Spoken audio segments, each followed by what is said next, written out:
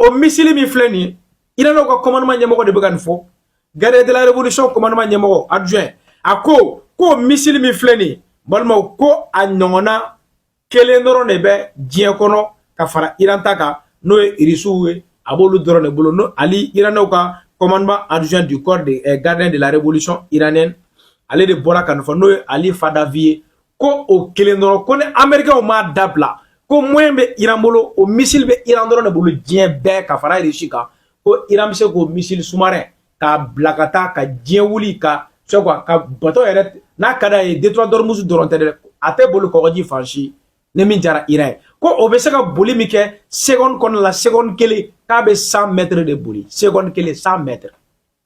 bolmo donc ko Amérique et Donald Trump bolé Iran ou ka gardien adjoint de la révolution commandement adjoint du gardien de la révolution iranienne aller de bora kon fono e Ali Fadavi bolmo ayni ne taf ta Donald Trump là Ulang balmau amba foko auzubillahi minash shaitanir rajim bismillahirrahmanirrahim Allahumma salli ala Muhammad wa ala ali Muhammad wa salim balmau biye mercredi no bena marsikalo kletan kele samba flan muga an woro balmake an audinke mas le patriote nale mankanga bolo sasanma mandika namba wolo ko galafuka 24 ama yini an kanma Allah jabaga be Mama de be kawnye be danga video kan wakati na mimi na ofa partage cha aka leon takabla wasa groupe kono au kana nyine ka j'aime digi j'aime bara klenoro no bara fitin do wana faka bo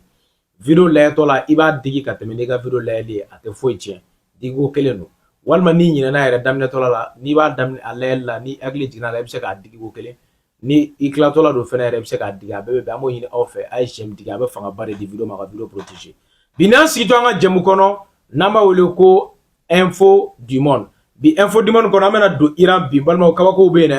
kabako la kabako ba de ben bi Amerique jamana desera sisa we faka na ne plan mais o we faka Iran guide courant localiser ka fako bo neutraliser parce que Trump ko kama signal ka yamaria Trump ba ka kono suto ma fo la amena do babu kono oh u bora ko Iran guide courant we photo do bla ko Amerique nga frappe do a toucher ko do ba ka sara bebe kana ni akilna do re Amerique nga mo oui intelligence artificielle glan balma mena do a tien kono ka boka di awma na boro la mingo kuma mi nango afo anyaye ankele nga video ke do bora ka essayer kuba en critiquer ko non ko navire foité mi gerela détroit d'Ormuz là ko Irama c'est comme si vous faire nga kuma galotika ko Irama navire foy neutraliser menda mentigila video be amba kala kununye video ka l'appui mais ni i pressera sans fait la ma ba foka be ka conscient ko me famwa donc kalabanci ga furu ka bo nyota kono suno ba to balma o lawlile ga no ne kalabanci kuma me famu donc mena do abe kono sanka di awma tiere la masmana midi awma balma aya mine ni barka e soso to ta la ne de côté abe famwa donc aboro la na boro la amta feminye Donald Trump bora ka ese ka manamana kando fo ame dolu kono na boro fe la irano ka general bora ay kuma fo zena tiere la Benjamin ni Donald Trump desele no ga suno anga tiere fo parce que chaque fois irano be tanu e phase courade la oh anglais olu phénomène me ne économie chutele no no desele no ga navire entretien koro balma olu fere fle ko ga bato mata sa ko lu beta Chypre ko kata France la dege parce que Emmanuel Macron bora lundi o tara no ga bato ba e Charles de Gaulle oh anglais fere ga mo britannique be ga essayer ka kuma tia olu fere wulla ga do dans ko namna do lu babu kono don ne ba mbolo bi amena kuma minu ka manyini ofe a partage cha aka leon ta bo sa groupe ndo balma ko bloc kono aka jem tigi balma ka kerta poté wala balma sans plus tarder amedo anga babu kono balma u bamano côté ko menda mentigi la Iran régime ba anga nyema ba no oye guide le guide suprême ne ale Mujtaba Khomeini balma no e ali Khomeini dingue nale blala fa place la balma kuma be ga cha dawla ko ali comment on appelle Mujtaba Khomeini ko afara o be ga no kuma de circuler fan befe oh kakla ga nanai ou intelligence artificielle dogla ka touchira kosobe farapula ko galoma oro de ijo yana nga jaba nga la meflo na klala sa ira présent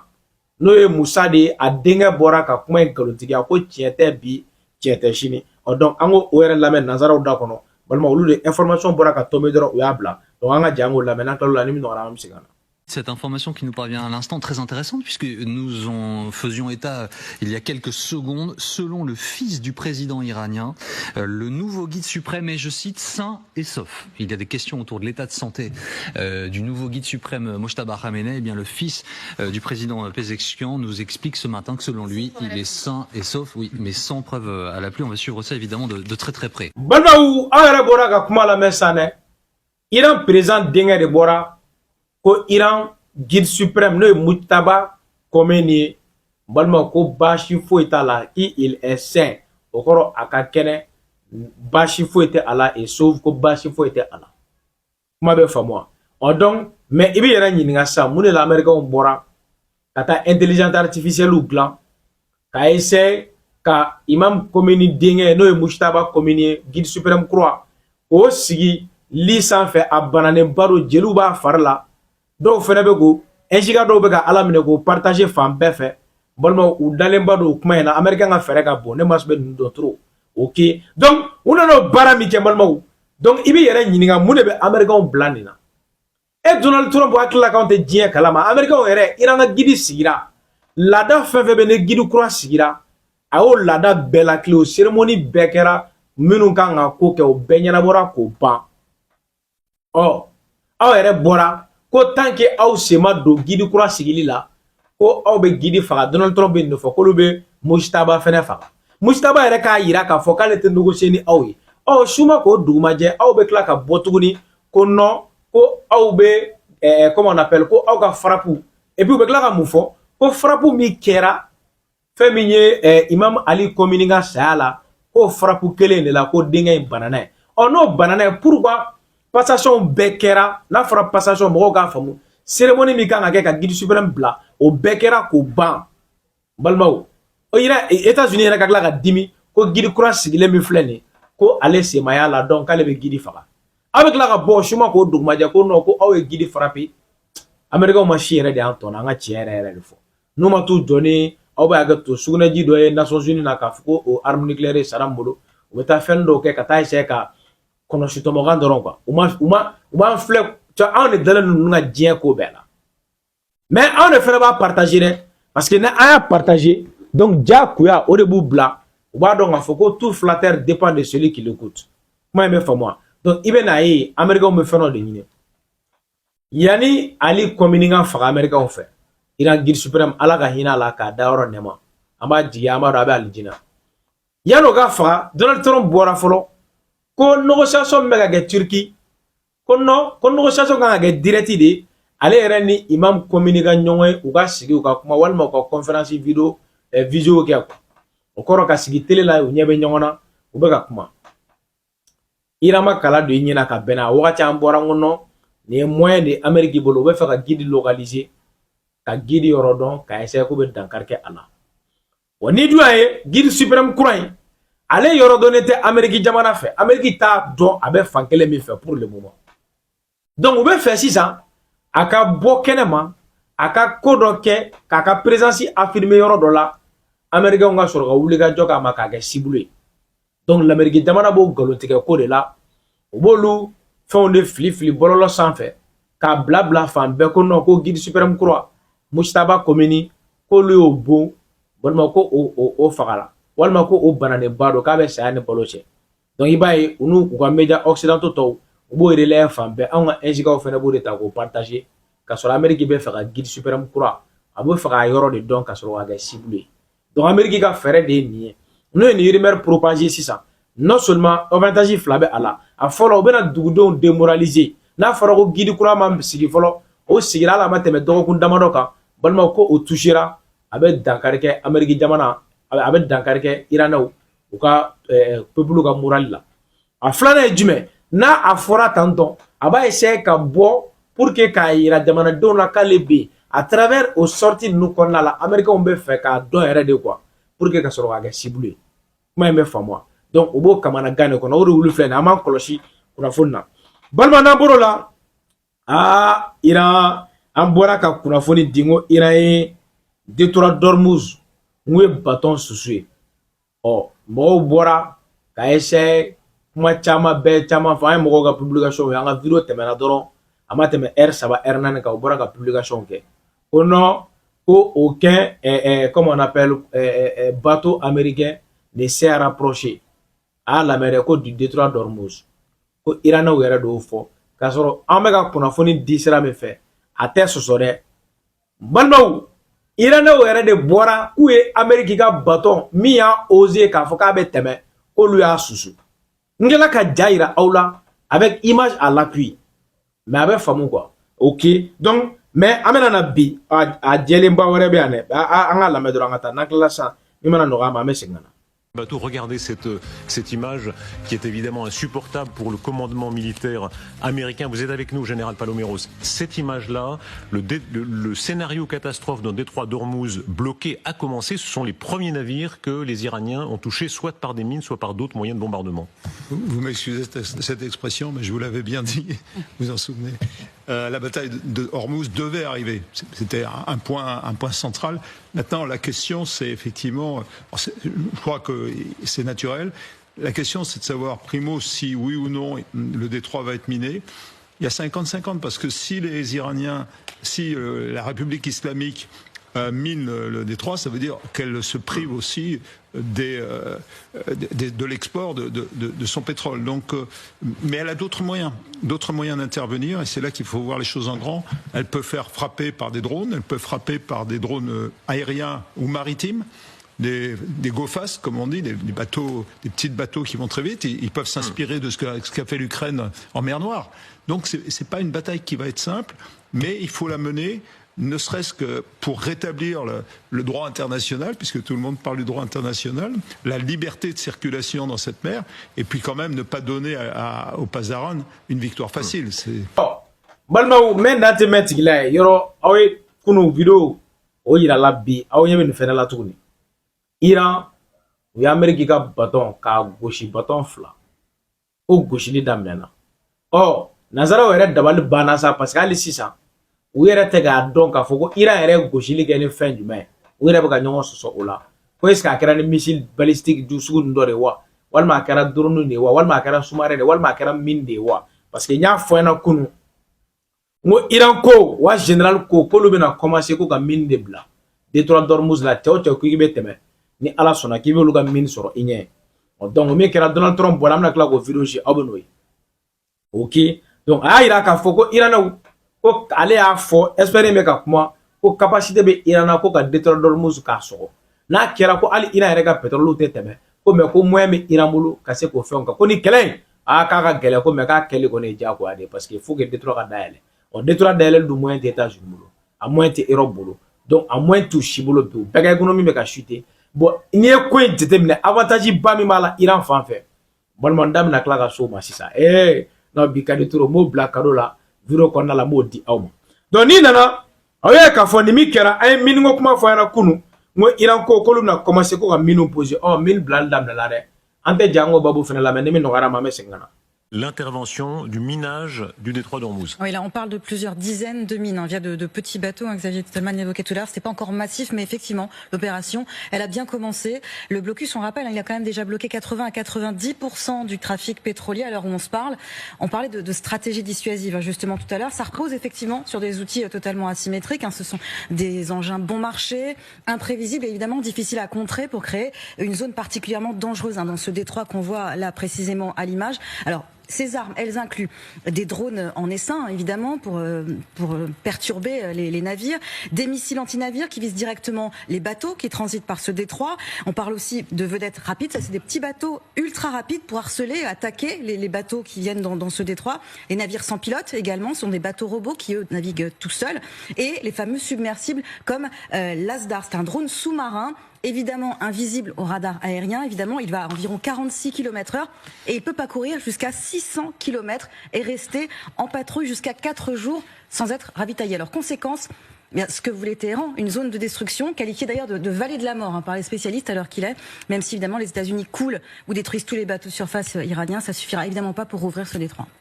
Bolmo ko me ka gɛlɛya yɛrɛ an ka tiɲɛ yɛrɛ fɔ Iran il labɛn yɛrɛ de sɔsɔcogo foyi tɛ min na Iran ko détroit d'Ormuz la mini an ko mini ko kuma fo yana a blali daminɛ la ko siga foyi tɛ o la o tɛ sɔsɔ Iran ye minnu déployer détroit d'Ormuz la o kɔrɔ baton ni nana kɔni i bɛ ka sexy bɛ bara bila ko Iran ka capacité u la ko baton bɛ Iran bolo baton minnu bɛ ni baton robot do u bɛ naviguer u yɛrɛ ma u yɛrɛ bɛ piloter technologie sira fɛ mɔgɔ t'a kɔnɔ foyi wa tiɲɛnikɛ ka bon ni deuxième guerre mondiale ni première guerre mondiale faralen ɲɔgɔn kan a ko cogo di tuguni a ko moyen wɛrɛ bɛ Iran bolo o moyen u bɛ baton sous-marin ou bien drone sous-marin ale bɛ dugumara la a bɛ se ka tile 4 de kɛ ji jukɔrɔ a bɛ boli la ka cible ɲini cɛ o cɛ n'a ɲɛ dara o kan a b'o ni diɲɛ fara walima baton n'a ɲɛ dara o kan a b'o ni diɲɛ fara ko sous-marin bɛ Iran bolo k'o bɛ se ka 4 jours kɛ ji jukɔrɔ munumunu salo la balima ka a mɔgɔ tɛ jɔ ravitaillement na balima ko missile sous-marin dɔw fana bɛ yen ni bɛɛ bɛ Iran bolo ko minnu ni a dɔw bɛ se ka taa jusqu'à 600 km a bɛ boli kɛ ka taa ka cible susu ni bɛɛ bɛ balima ko in gɛlɛyara dɛ wa ni si tɛ yen ko l'Amérique jamana ko Europe jamanaw ko impérialiste ninnu ye labɛn kɛ fɔlɔ k'a fɔ k'u bɛ ni kɛlɛkɛminɛ ninnu kunbɛn quoi Iran yɛrɛ ka général bɔra ka kuma balima n bɛ n'o vidéo k'a la n'o fɔra mɔgɔ min ko a ma ɲi n ko n y'o de bila kɔfɛ n bɛna kuma de cɛ quoi aw bɛna dɔn k'a fɔ ko Iran bɛ baara min kɔnɔ Iran ka général bɔra ka kuma dɛ ko o min bɛ olu bolo ko diɲɛ bɛɛ k'a ɲɔgɔnna 2 de bɛ diɲɛ kɔnɔ Iran ale ni Russie k'ala tɛ Chine bolo Iran général bɔra a bɛ ka kuma fɔ n bɛna k'a la aw b'a lamɛn a ko cɛ ko o ji jukɔrɔ missile n'a fɛn minnu bɛ olu bolo k'a ɲɔgɔnna 1 dɔrɔn Iran ta kɔfɛ 1 de bɛ diɲɛ yɛrɛ kɔnɔ ko in bɛ faamu minnu sera k'u ka arme développer ji jukɔrɔla la ka taa o sira fɛ donc o kɔrɔ Amérique dara yɛrɛ don ko de la sa balima a b'a yɛrɛ ɲini min na balima min nana kɛ sa Donald Trump McDo bɔra ko ni Iran kɔni ye ala de minɛ n balima ko ka fɛn min ye min da détroit d'Ormuz la ko Iran k'i sigi o conséquence ɲɛ Trump yɛrɛ bɔra a kuma na tɛ Trump lamɛn yan'an ka Iran général ka kuma k'a la. Je dirais que l'excursion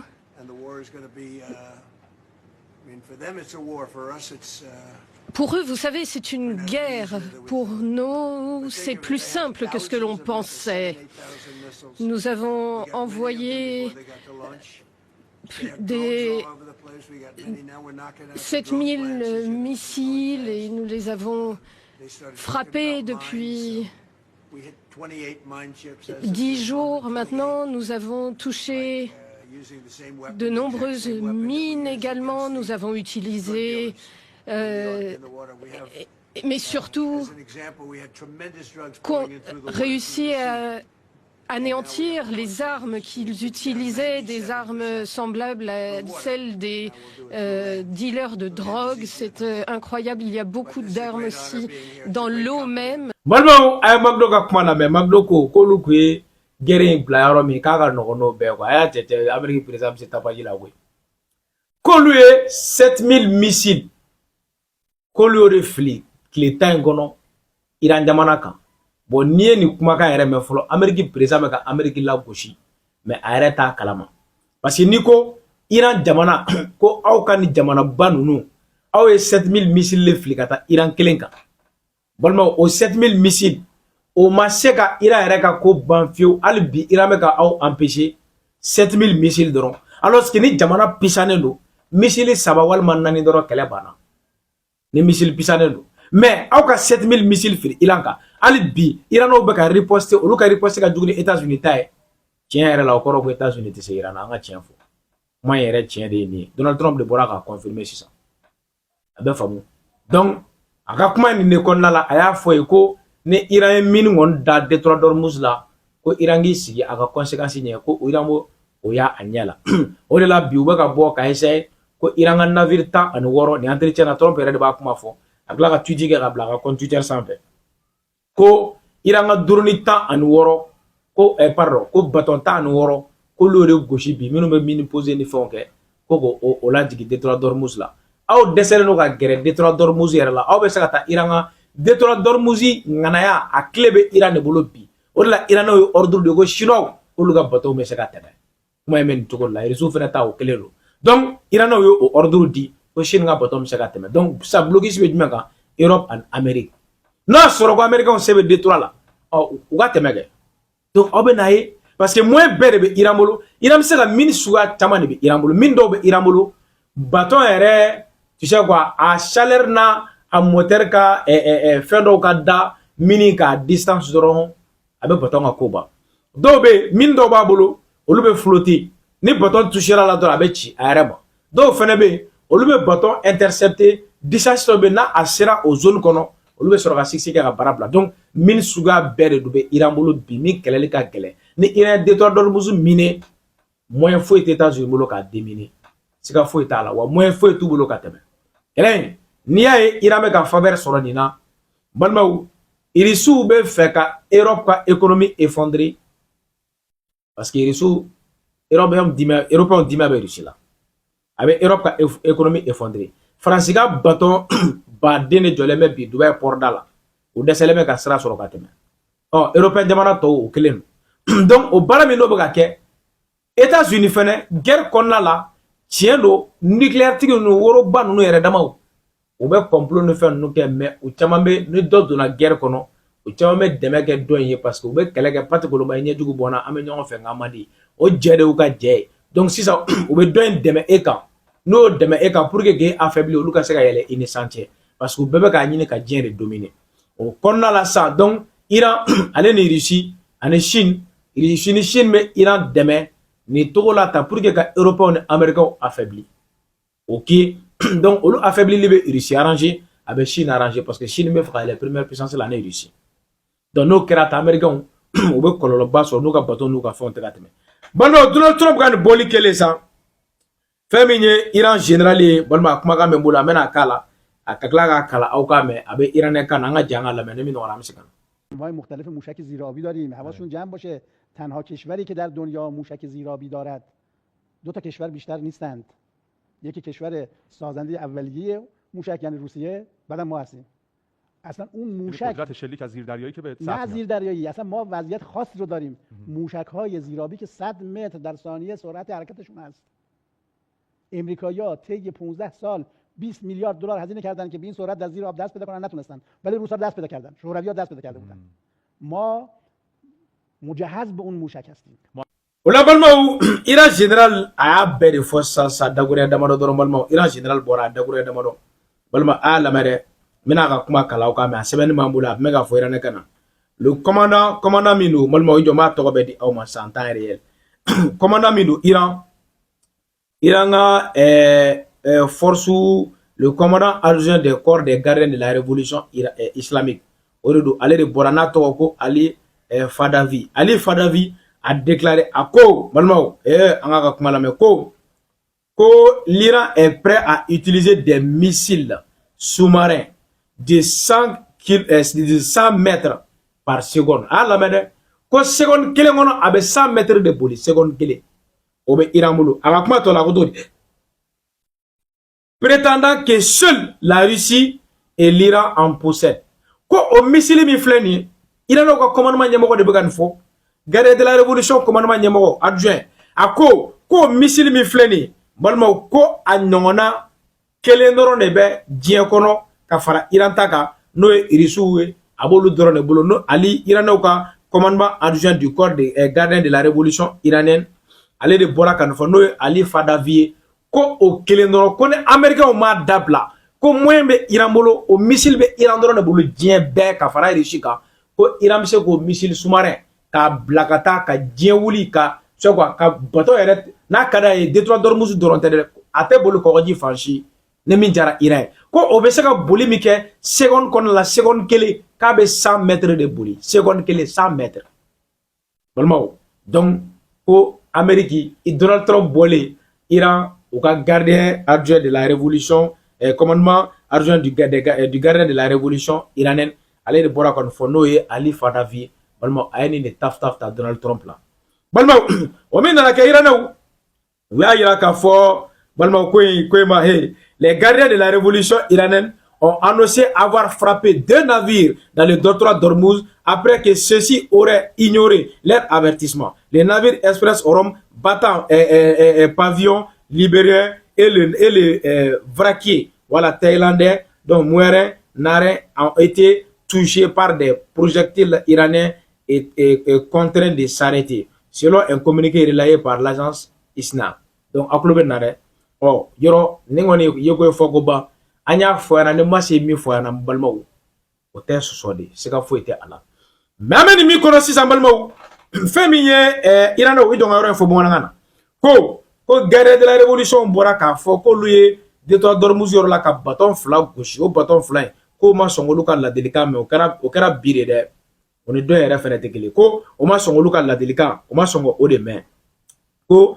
bateau in u y'u yɔrɔ tɔgɔ fɔ Rome n'o ye Italie fanfɛ yɔrɔ olu ta bɛ a la libérien ka taa Libéria fanfɛ ani min kan ka peut-être a ka destination bɛ sɔrɔ Libéria ani Thaïlandais o fɛnɛ tun bɛ a la donc ko u y'o gosi ko ka tila k'u obligé ko k'u jɔ donc communiqué ko o kɛra a la balima min yɛrɛ dimiya bɛ masila sa fɛn min ye anglais olu fɛnɛ wulilen filɛ nin ye ka don dansi la balma o la ne ko Irama o tiɲɛna u ma sɔn Emmanuel Macron ka avion na jigin a taalen Chypre o ma diya ne mais an ka jɛ an ka anglais ka na mais ni min nɔgɔyara an bɛ segin ka na. Sous les acclamations, le Dragon quitte le port anglais de Portsmouth. Chargé de missiles de défense anti-aérienne, le navire de guerre prend la direction de la Méditerranée orientale. L'objectif, protéger les bases britanniques installées à Chypre. Un déploiement salué par le ministre de la Défense. Je ne peux que louer notre personnel de la marine et nos équipes civiles qui ont travaillé d'arrache-pied pour préparer le HMS Dragon. Ce qui représente normalement 6 semaines de travail a été accompli en seulement 6 jours. Une réponse à ce qui s'est produit le 2 mars sur l'île méditerranéenne. 48 heures après le début de la guerre au Moyen-Orient, des drones de fabrication iranienne, probablement lancés par le Hezbollah libanais, s'étaient abattus sur un hangar de la base d'Akrotiri qui appartient au Royaume-Uni. En réaction, la France avait envoyé une frégate et des moyens anti-aériens avant qu'Emmanuel Macron ne se rende dans le pays ce lundi. Pour les opposants au Premier ministre Keir Starmer, aucun doute, l'arrivée du Dragon dans les eaux chypriotes est bien trop tardive. La France a envoyé une dizaine de navires en Méditerranée. Le président français est à Chypre. C'est nous qui avons une base à Chypre. Que fait notre Premier ministre ? L'épisode révèle les faiblesses criantes de la Royal Navy qui paye au prix fort des années de coupes budgétaires. Outre les difficultés de recrutement, la marine britannique manque de bassins pour entretenir ses navires et sous-traite la maintenance à des prestataires privés. Conséquence, le Dragon était le seul des 6 destroyers disponibles pour un déploiement en Méditerranée. Balma ayere ni bemere ko anglais olu fana ka bateau ta comme France tarana tay o ma France bo Emmanuel Macron yɛrɛ ka tila ka avion ta ka yira diɲɛna ka tɔw la encourager